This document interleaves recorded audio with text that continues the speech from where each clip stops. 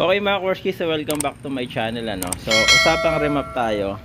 Dun sa mga nagpa-remap na using diagnostic, ang gamit ay diagnostic tools, yung MST 100 Pro X Halimbawa, hindi kayo nasayan din sa MST 100 Pro X. Ngayon, magpapa-remap kayo dun sa mga merong laptop ang gamit naman nila ay yung Tuner Pro. Pagka pinaremap niyo yung mga Korsky sa mga Tuner Pro, magkakaroon ng problema. Ano yun? Ibig ko sabihin mga Korsky, kailangan yung ipabalik sa standard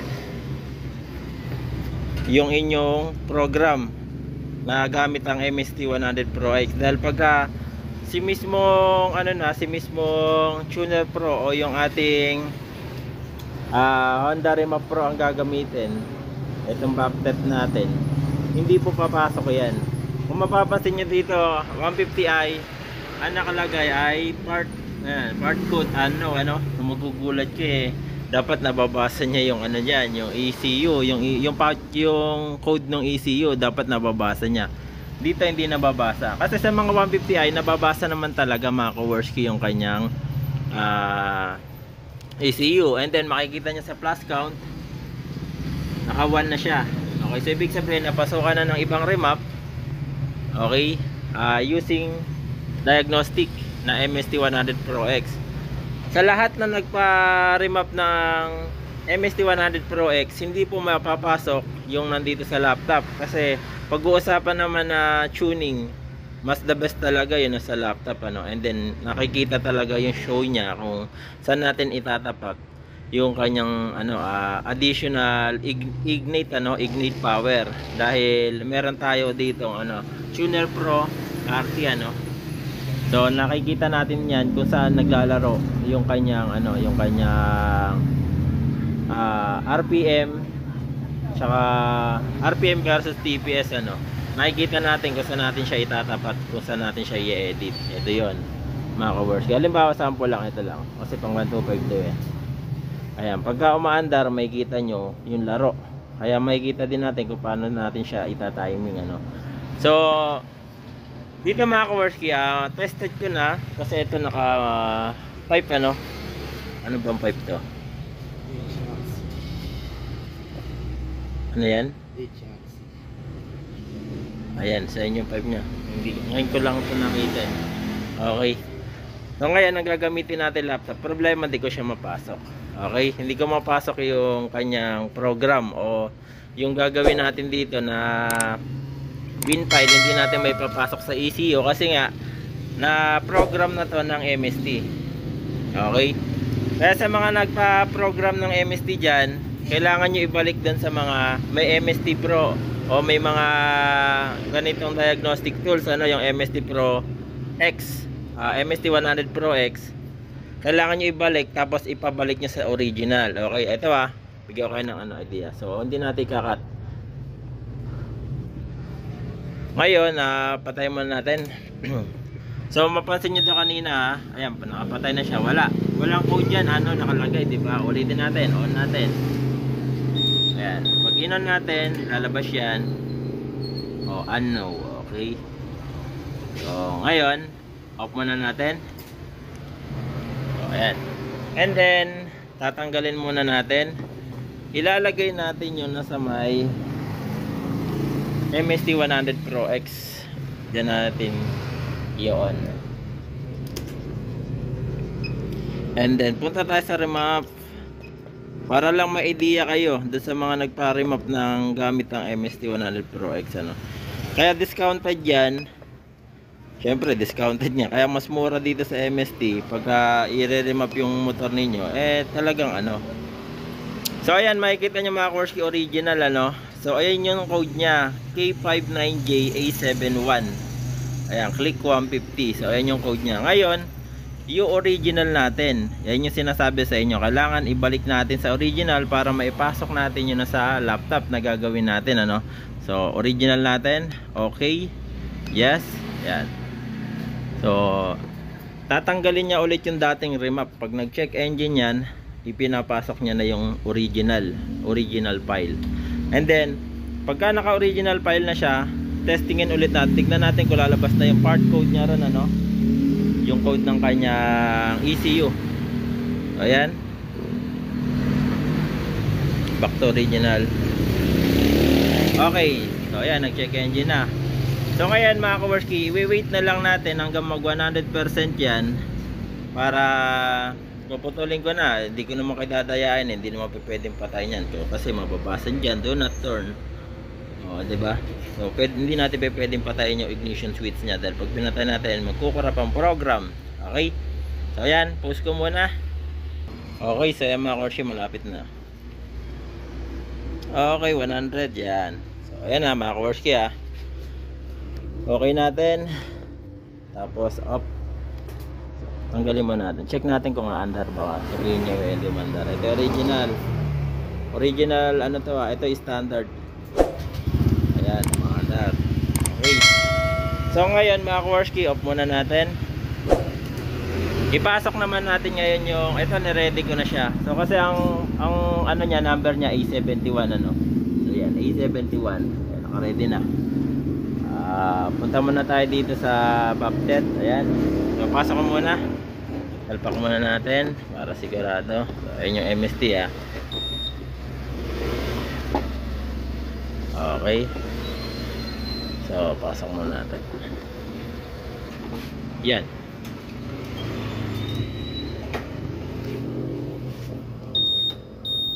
ayan, ayun na natin, tignan natin. So ayan, diba lumabas yung code. Kung mapapansin nyo, plus count nya 2 na. Ayan, so may idea na kayo mga kaworski, ano. Kaya pag galing sa MST yung remap ninyo, hindi nyo mapapasukan ng using Tuner Pro, ano. Kaya sa mga nagpa-remap ng ng MST 100 Pro X, hindi po basta-basta mapapasukan yan. Para may idea na kayo, kasi alam ko wala pa nag-vlog na area, no. Kaya ito, binablog ko na para may idea dun sa mga nagre-remap. And then baka hindi nyo mapasukan ng remap, kasi magtataka, ba't ganun ay mapasok yung remap? Kasi hindi nyo alam na yung plus count nya na-remap na siya sa MST 100 Pro X. Kaya kailangan ibalik sa dati yung program na dito nyo inilagay, o ito ang pinanlagay ninyo. Kailangan ibalik nyo sa dati, sa original, para ma-remap nyo na po siya. So ayan, lumabas na yung kanyang code number. Ibig sabihin na pwede na natin siya i-remap. Pero magtatanong kayo, bakit sa ibang mga katulad ng mga version 3 walang code number? Iba naman pong usapan nyo. Titignan nyo yung plus count mga kaworski. Pag ang plus count nya 0 at wala pong nakalagay na na code, na part code, ibig sabihin hindi pa siya nare-remap. Talagang walang part code. Ang gagawin nyo mga kaworski, babaklasin nyo yung ECU and then check nyo po yung code number ng ECU nyo. Okay, kaya nga pag nagbabaklas ako ng mga ECU, minsan nilalagay ko na dito yung code number nila. Halimbawa hindi pa siya nagpa-remap sa akin, para hindi ko na baklasin sa susunod, nilalagay ko na yung code number nila rito. Halimbawa N32 o kaya N42 na version 3 na Honda Click. So nilalagay ko na po rito para sa susunod hindi ko na babaklasin. Okay, pero pag nagkamali kayo ng pasok ng program, masisira po ang ECU. Puputok po yan. Pag pumutok yun, wa na. Okay, pagka pina-repair nyo, yung ibang nagre-repair minsan tinatanggihan kasi nga mahirap baklasin ang cover ng mga Honda. Hindi kagaya sa mga Yamaha na saglit lang baklasin. Okay, so mga kaworski, eto na, napasok na natin. Patayin ko muna A71, ano. So siyempre gamit natin Tuner Pro. Hindi ko na ituturo kung paano ko ini-remap. Kumbaga bigyan ko lang kayo ng idea, ano. Kasi maraming magagaling mag-remap, baka matutulan tayo. Siyempre alam mo na, hindi naman tayo magaling. Ayan, kasi bali tatlo tong fuel nya, fuel 1, 2, and then 3, warm, cold, at saka yung load map, ano. Magkakaiba po yan ng numbering. Ayan, buksan natin lahat. Okay, so ayan, pakita ko lang sa inyo para may idea kayo. Okay, tapos yung isa, wala isa. Ayan, ayan, magkakaiba po ng numbering yan. Okay, so punta tayo sa mga 0 TPS nila, ano. Wala, hindi naka-adjust.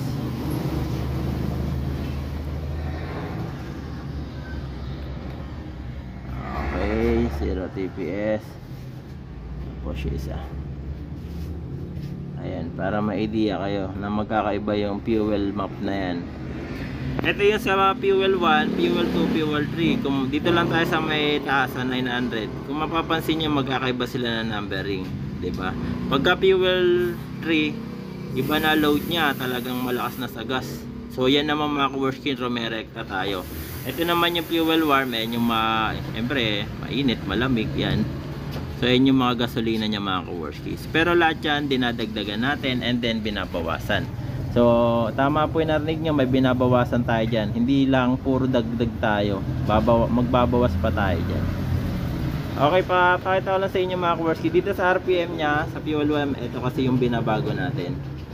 Kasi nga, lean po yan pagdating, pagka naka 5 tayo, lean po yan mga ka-working. Kaya, imbis na bawasan natin, syempre dadagdagan natin. Wala naman tayong tutol yan na, yan ang pagkakagawa ng mga nag-assemble ng motor. Wala tayong tutol daw, mas magagaling, mas mga magagaling talaga yan.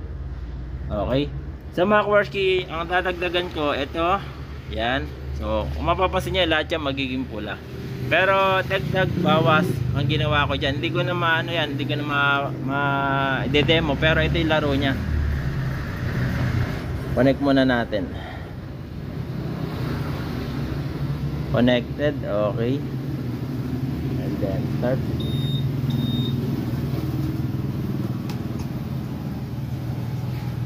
Not connected. Punta muna tayo dito sa Baptet. Tignan natin kung kumonect. Okay, and then kumonect na siya. Tapos check natin dito. Tignan, pakonectin natin siya. Okay, connected na. And then start natin. Ayan. So ayan mga ka-working, makikita nyo, nag-show siya, no?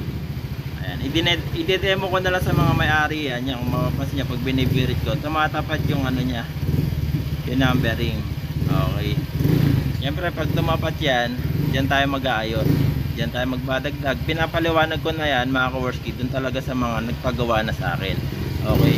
Hindi kasi basta-basta tinuturo ang remap, kasi mahigpit na pinagbabawal na ang pagtuturo sa online, ano, ng mga nagturo rin sa akin. So pasensya na po dahil di ko tuturo, pero bigyan ka na idea. Sa parte na to, syempre magdadagdag tayo dyan. Dito magdadagdag tayo. Pero pagdating sa dulo, yung mga namumula na yan, hindi natin dadagdagan yan, babawasan pa natin yan. Kasi overreach na dyan mga ka-working. Malakas na kumain ng gasolina. Kung mapapansin nyo yung number nya, 3,000, no? Ayan, tataas na. Okay, so sana may idea kayo. I-remap ko na mga ka-working. Okay siya mga ka-working, ito na, namula na siya lahat. So, ibig sabihin lahat yan ginalaw ko. Ngayon ko questionin ng iba, bahala kayo mag-question. Kung alam nyo magaling kayo, i-apply nyo na lang yung mga ka-working. Depende na lang kasi sa pagpapaliwanag natin sa mga customer natin yan. And then maniniwala naman yan kung talaga may pinagbago doon sa dati. Ganun lang kasimple yan. Okay, save na natin. Okay, sa fuel, edit ko muna mga ka-working. Okay, sa mga ka-working, ito naman sa ignition, yan. Kahit nyo yung pula, yan lang ang mga dinagdagan ko dyan. Okay, sa mga ka-working, so ito, ang ginalaw ko lang dito, fuel at saka ignition main lang, yung limiter, hindi nyo kailangan galawin yan kung istakal lang ang makina ninyo. Dahil pag ginalaw nyo po yan, kasi ang limiter natin mga ka-working hanggang 9.3 to 9.4 sa 150cc. Kaya tanong ninyo, bakit di mo ginawa 10.5? Hindi na po kailangan dahil stock lang naman po yung makina. Kahit nakalapag po yung motor ninyo mga ka-working, hindi nyo kayang papaluin ng 9,000 to 9.3 yan. Napakahirap papaluin ng ganon mga ka-working, or 9.5. Mahirap yun, hindi kaya ng ganon kalakas sa mga 150cc. Kasi pagka tinasan nyo yan, baka mamaya pihitin ni Idol na nakataas yung gulong, maaaring maputulan pa siya ng valve spring o kaya matukuran ng barbola.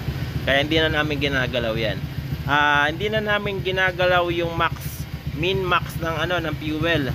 Standard lang yan, sapat na po yan mga ka-working. Dahil pag nakalapag yung gulong, hindi nyo naman kayang papaluin ng ganyan kataas ang RPM nya. Okay? So sana naintindihan ninyo mga ka-working. Ngayon, save ko na.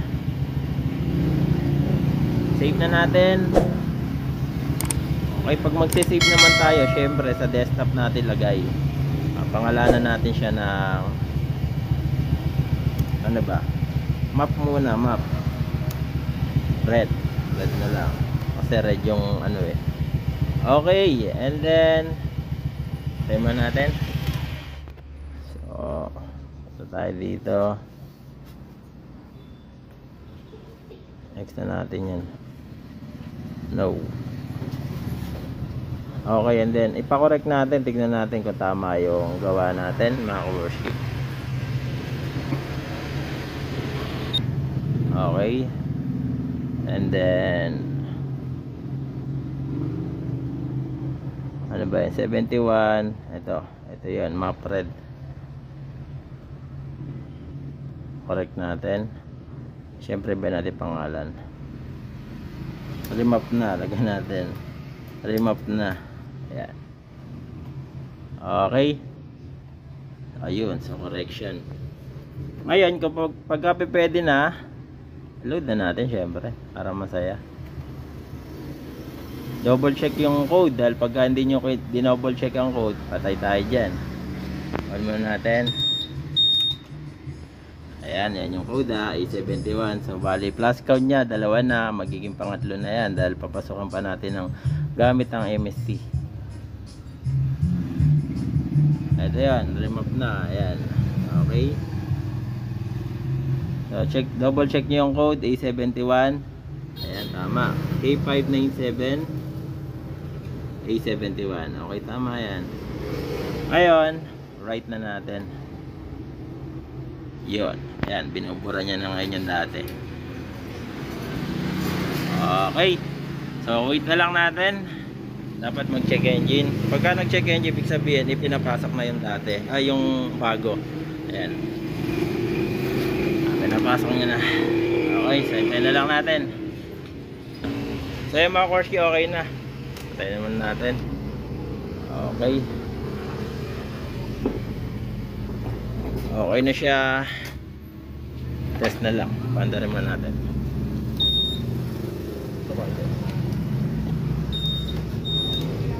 Yan. Okay, so yan na. Yan ay bagong timing ngayon. Ngayon, napapasa ko na lang siya ng RPM. So syempre, standard ko pa rin yung RPM na yan. Kahit naka 5 niya. And then, ang mga diskarte mga Korsky, kung hindi pa kayo nakaka-remap, babaan nyo po yung minor. Para hindi po siya lean. Kasi pag binabaan nyo yung minor ng mga Honda,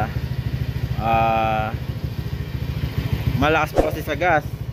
Okay. Ngayon, kung naka-pipe naman kayo, mas okay babaan nyo yung minor para hindi po siya lean. Diagnose muna natin dahil check natin yung parameter nya. Ita-timing natin yung kanyang RPM mga ka-Korsky.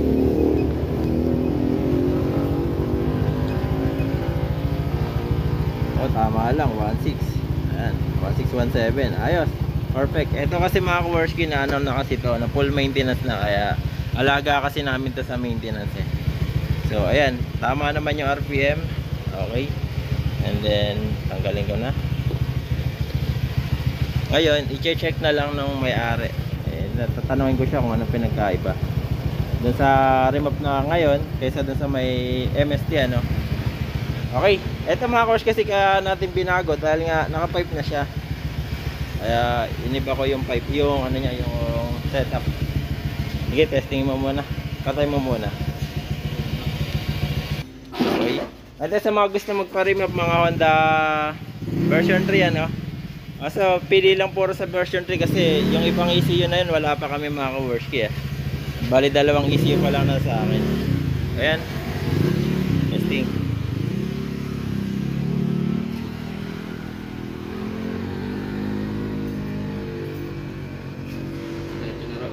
So ayan, ito na yung may-ari. Ano yung kamusta yung remap ngayon? Okay, yung kanina medyo parang pigil eh. Parang pigil, okay. So mas okay daw ngayon compared dun sa kanina. So hindi lang naman siya, natanong ako talaga ng ganyan. Dahil yung iba na nanggaling sa MST, yung mga in-upload ako na MST, ayun, mas pinipili nila na sa laptop kasi yun yung gawa namin compared sa may MST. Kaya mga ka-Korsky, sa mga naka-pipe, maaari kayo magpa-remap sa akin. So dadagdagan natin kasi isino-show natin yan, ADX show para nakikita natin yung laro ng kanyang fuel tsaka ng ignite.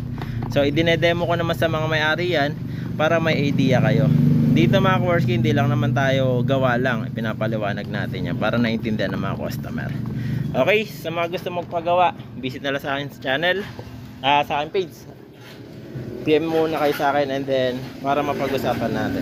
And then sa mga gusto pumunta naman, location natin ay Butos, Bulacan. Search nyo sa Google Map, Kaworski Motor Shop sa mga dadayo. Mag-PM po muna kayo. Okay, maraming salamat. God bless you all sa inyo lahat.